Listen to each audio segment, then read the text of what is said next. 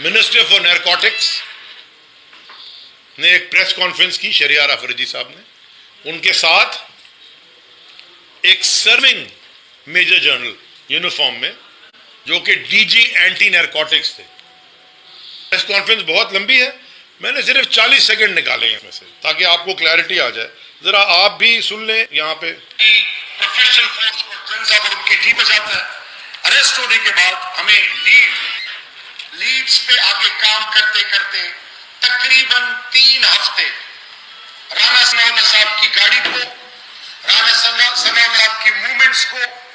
ہر level پر observe کیا گیا، gauge کیا، اس کی فوٹیجز، تمام تر چیزیں ہمارے پاس موجود ہیں، بلکہ ان کو کورٹ آف لا میں لے کر کے، اور الحمدللہ ہماری کنوکشن 95% ہے، اور 95% کنوکشن کورٹ اس بات کا ثبوت ہے کہ ہم نے جب کسی بندے کو پکڑا، اس کو سب کے ساتھ پکڑا، اس کی انوالومنٹ کے بعد پکڑا اور اس کے آگے کرناٹک تک پہنچایا۔ بس اتنا میں آپ 800 ملین سے زیادہ ایسٹ کو سیز کیا۔ بس میں اتنا ہی آپ کو سنانا چاہتا تھا۔ میں صرف پاکستان میں سب سے پوچھنا چاہتا ہوں کہ کیا شہریار افریدی صاحب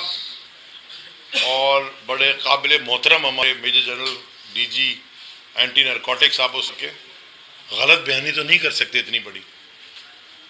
اگر کسی کے اوپر اتنی بڑی غلط بیانی کریں اور قوم کے سامنے پریس کانفرنس کر کے اگر غلط بیانی نہیں کرے تھے تو کیا آج پاکستان کا وزیر داخلہ، منسٹر آف انٹیریئر، جو منسٹر رینجرز کو پاکستان میں کنٹرول کرتا ہے، جس کے نیچے ایف آئی اے آتی ہے، جس کے نیچے آپ نے کل دیکھ لیا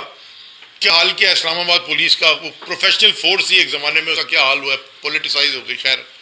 اور بڑے بڑے ادارے آتے ہیں سینسٹیو، جو نیشنل سیکیورٹی کاؤنسل کی میٹنگ میں بیٹھتے ہیں